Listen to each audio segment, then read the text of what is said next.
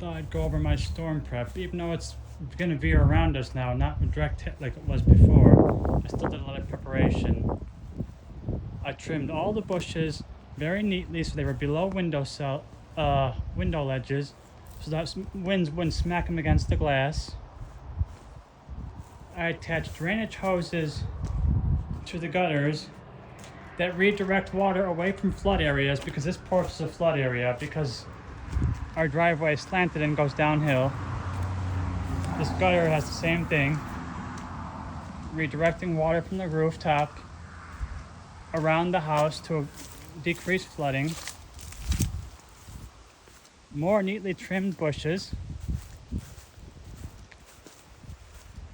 I trimmed the bushes all the way around the pool even, just to make sure to reduce the leaves that go in the pool and drain the water level in the pool. Cleared the deck, put everything in the garage that could go in the garage or the shed over there. More bush trimming. The bushes were a lot of work, let me tell you. Getting every single bush around the house to be below window level and even, so that they're more wind resistant.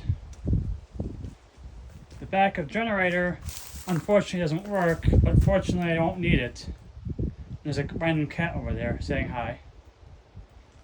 I laid every table and everything else face down, and if the table was light, that one's metal is pretty heavy. This one's pretty light. It's got a heavy umbrella stand to hold it down. This garbage can, well, if it blows away, I don't care too much, but I put a heavy umbrella stand on it just in case. More bush trimming, minus the rose bush that just kind of grows in the middle of that bush. But we don't cut that because it grows nice roses. More bush trimming.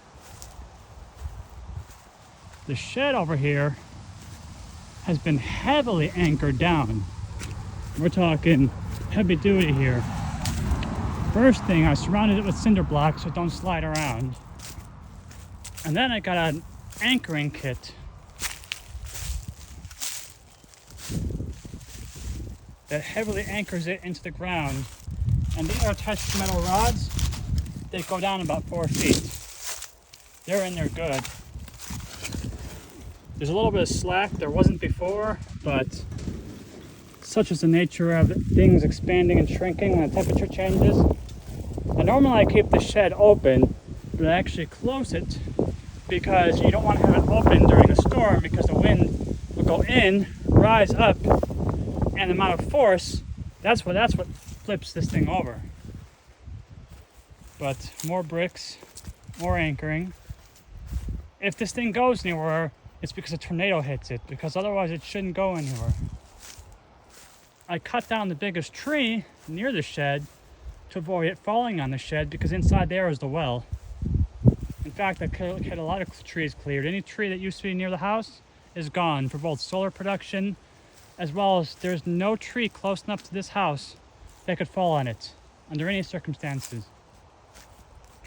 The telephone poles are also far enough away, but I can't move them anyway. But more tree clearing over there. That's the outdoor prep. Oh, there's normally a flagpole here, but I took it down because that would swing around. And if it came loose, it can go through a window, and we don't want that. Okay. The next prep is all these solar batteries are already in full backup mode and fully charged. They have enough power to power the whole house for 22 hours, even with the AC running.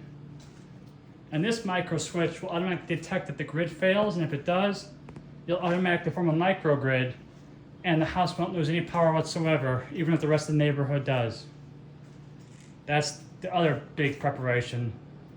You know, it only cost a whole lump sum of a entirely second mortgage, but anyways, at least there's a 30% tax credit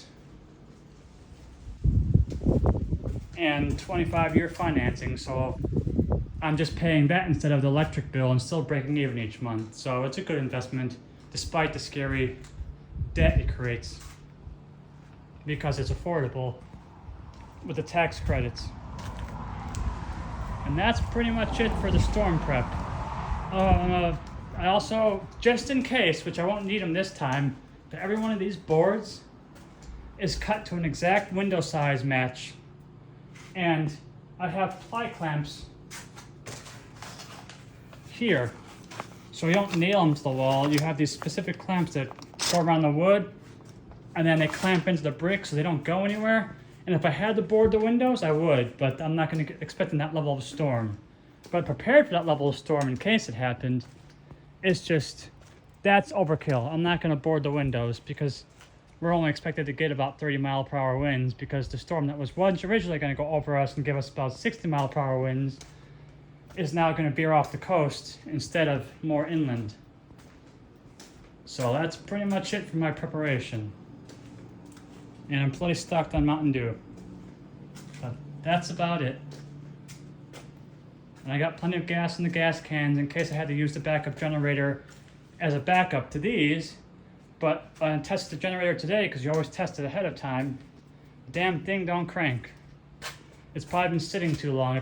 The seal's probably dry rotted, so it's probably gonna need maintenance before it can crank again. But that's about it.